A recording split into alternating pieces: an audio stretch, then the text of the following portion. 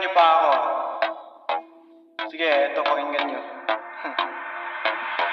Hey, ang ganda sana ng umaga. Biglang pumangit nang makita ko mga chismosa.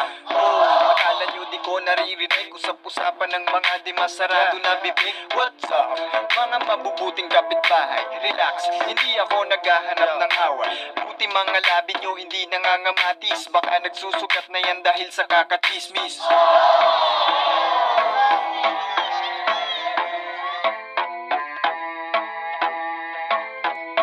Yo, wala ka namang pruweba para tawagin kaming mga chismosa. Ganun ba talaga? Baka sampalin kita, madapa, matumba, sa amin di ka uubra. Ito ang banat ko, makinig ka sa akin. Ang mga tulad mo, ayokong kausapin. Ikaw ay chismosong nakikinig sa amin. Ngayon sabihin mo, sinong chismoso sa atin? Let's get ready to rumble!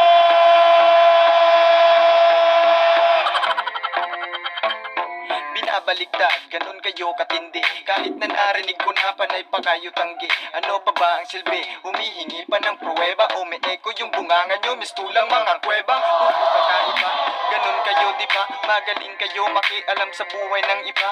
Ganun nga talaga, magaling lang manghusga. Pero sarili yung buhay di nyo kayang maaruga.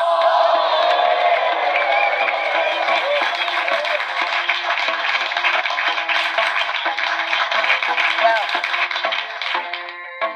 Huwag kang mangumasta na kunyari mabait, pakitang tao ka lang. O ano, masakit? Tumahimik ka na lang at huwag ka na magsalita. Di ka naman pag-uusapan kung wala kang nagawa. Kasi eto na talaga ang aming hilig, pag-uusapan ng mga taong nasa paligid. Tapos kung meron kaming nakitang mali, pinapakalat agad namin ng ganun lang kadali.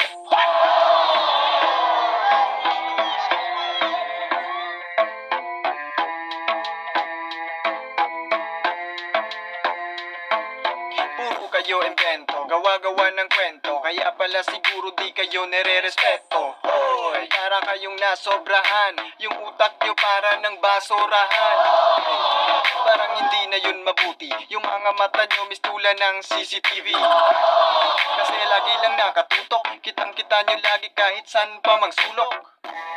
Kahit ano pinapahaba, lumalaki mga bunganga. Nanguhusga sila ng kapwa. Tapos yung totoo sila pala yung mas kawawa. Kitang-kita naman kung ano ang naging epekto. Mapanghusga kung umasta parang mga perpekto. Ako pa sinabihan na pangit daw ang ugali. Mas pangit yung mapanghusga't makakate ang labi.